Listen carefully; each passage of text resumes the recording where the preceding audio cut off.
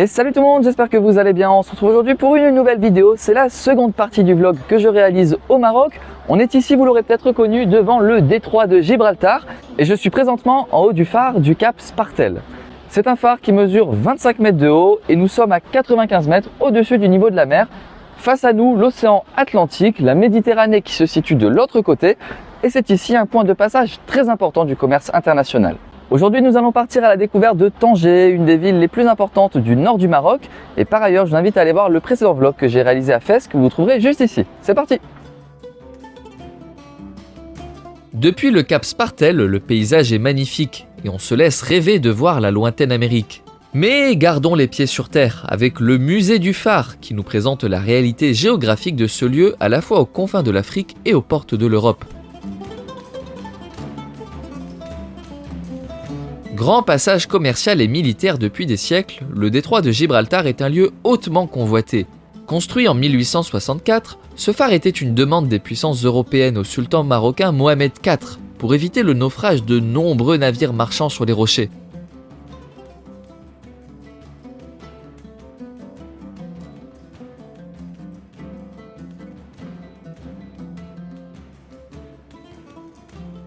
Et au pied du phare, le charmant jardin des Hespérides accueille les touristes à la recherche d'un moment de détente.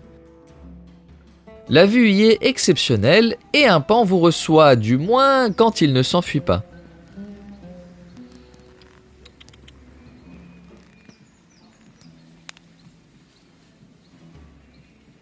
D'ailleurs, c'est au cours de son 11e travail qu'Hercule doit voler les pommes d'or du jardin des Hespérides, un jardin que les sources situent à la limite occidentale du monde, autrement dit le Maroc.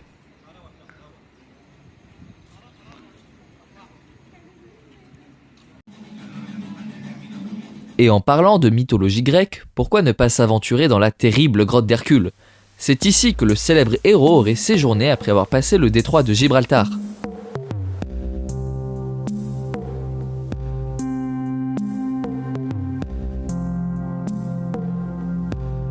Bon, évidemment, ce lieu creusé par les vagues est devenu un attrape-touriste qui joue sur ce passé fantasmé.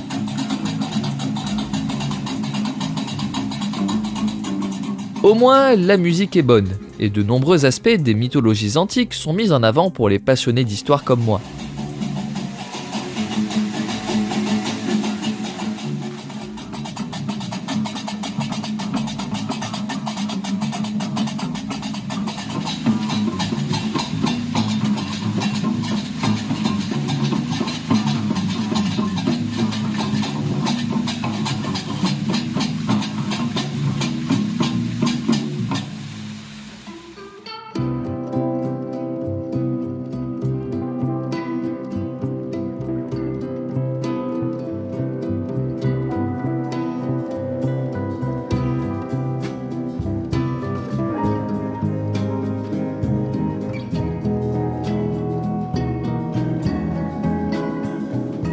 Et même si vous savez que je préfère les visites historiques au phare Niente, je n'allais quand même pas venir au Maroc sans profiter de ces plages.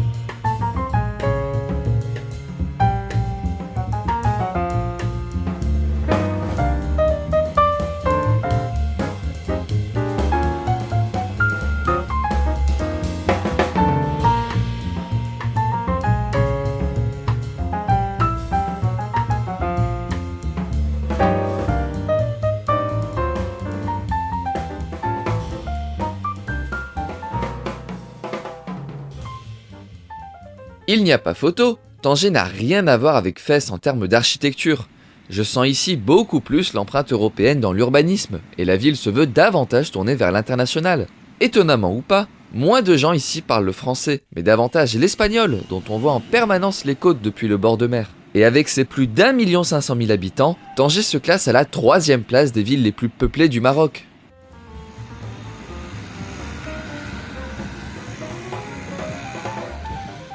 Bien sûr, de par sa position géographique et son histoire, Tanger reste aujourd'hui un carrefour commercial important pour le royaume chérifien.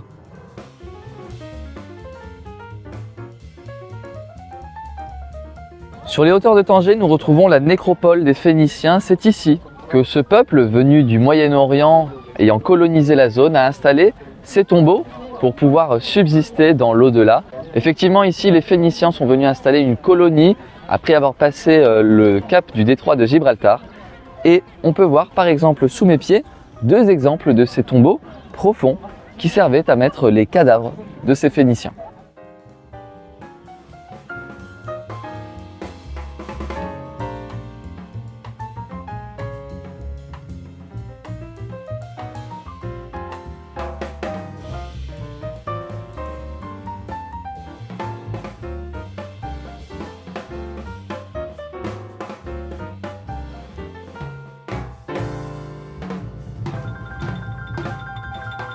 Dernier réveil sous le soleil marocain et déjà l'heure de prendre la route de l'aéroport, direction la France.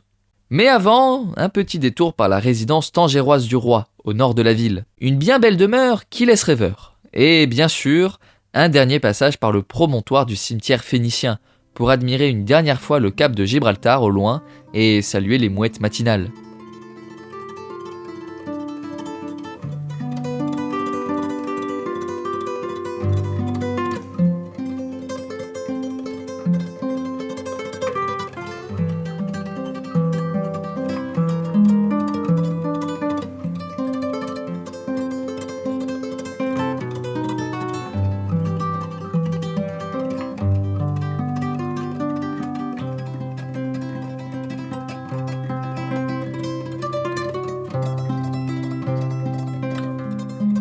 Et pour moi, c'est le moment de vous dire au revoir, en espérant que vous avez apprécié mes 2 vidéos au Maroc. Si c'est le cas, j'espère que vous serez nombreux à le dire en commentaire et à laisser un pouce bleu. Salut!